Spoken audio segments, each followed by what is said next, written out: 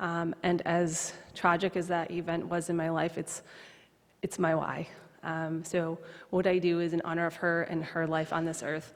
I had the dream of AbleEyes while she was living. She was so supportive of it, but I just don't know that I had the courage at the time. So here I am, living my dream. I won't spend too much time on this slide, but so this presentation is a part of I started a webinar series back in November, which came out of the Pure Michigan Governor's Conference on Tourism. And what we did in this conference is created a list of low-cost or no-cost resources for people in the travel industry, and then also some resources that people can pay for. Because accessibility has such an intimidating word, people automatically assume that it's going to be something structural and cost a lot of money. So this session was just so amazing, and people were eating it up. Like they were taking pictures and wanted all of this information, and so it just lit my soul on fire. And so have done this now for several different industries. Many of these people are in this room, but there's a lot of people that I've talked to that have helped spark some ideas that are in this resource guide. I'm going to keep on moving. So why is traveling with someone on the autism spectrum stressful? Changing routine can cause anxiety and behaviors.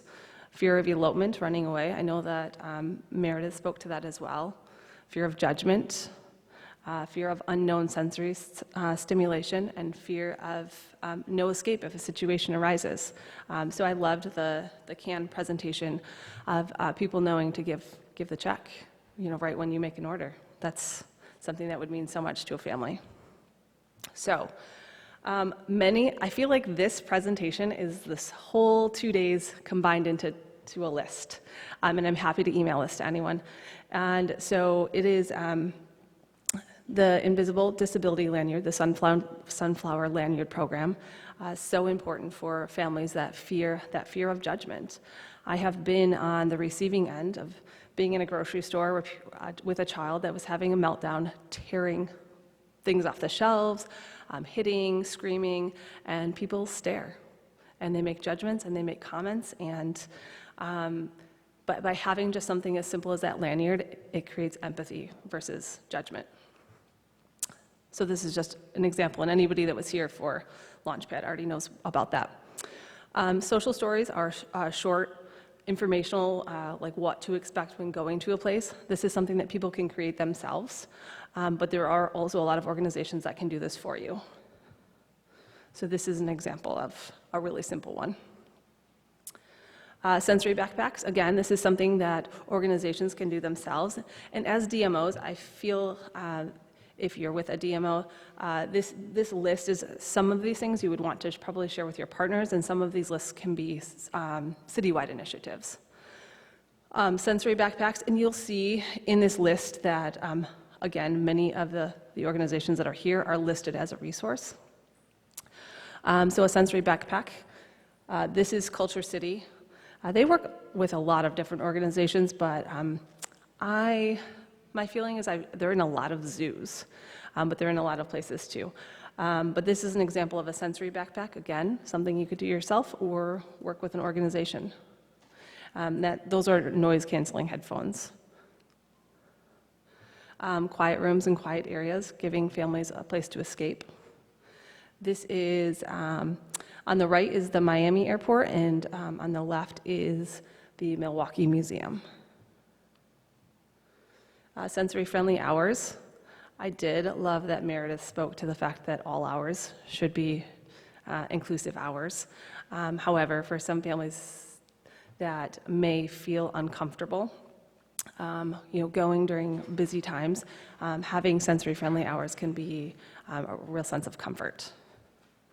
Staff sensitivity training. I think almost all of these organizations are here. Everybody offers something a little bit different from the other. I don't have a personal feeling myself, but look into them all and decide which one best meets your needs. Bathroom accommodations. This is something I don't think people think about. Having a bathroom that doesn't have an automatic hand dryer and a bathroom that does not have an automatic flusher. For someone that has sensory sensitivities, those can be a trigger. When I was a teacher and we would go on field trips, I would position a staff member outside of the bathroom and go in, assist the child in whatever they needed assistance with, and then send them out the door. And then another staff member would catch them, and then I would flush the toilet because that was a trigger for some students. Sensory signage and sensory maps. This is a great example. This is the Museum of London. As you can see, it just has some little identifying factors that kind of describe where things could be loud, could be bright. Maybe at a zoo, it could smell funny. Hotel accommodations.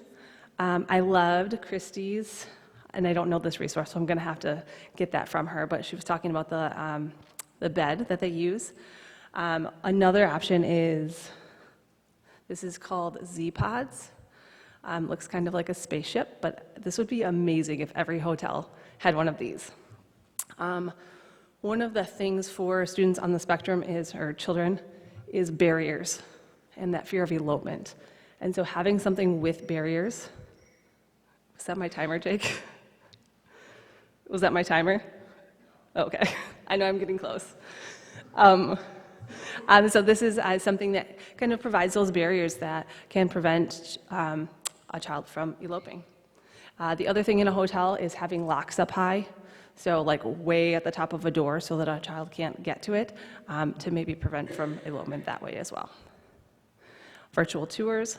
This is what AbleEyes does. It's a virtual tour hosting site, so it takes virtual tours from all over the world, puts it into a Yelp-like format, and makes it so that people can see and explore places ahead of time. And Threshold 360 also, they're a provider of those virtual tours. And this is an example if it plays.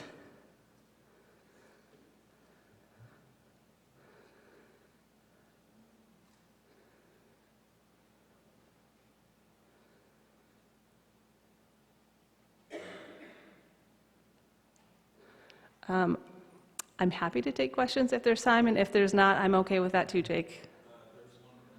Okay. 1 minute if anyone has a question for that very fast presentation. For the toilets, just have a stack of Post-it notes for your autism family so they can put a Post-it note over the sensor. Oh yes, that's a great idea. Yes.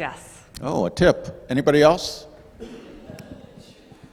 So, and an important one. So just okay, well, thank you very much. Yeah.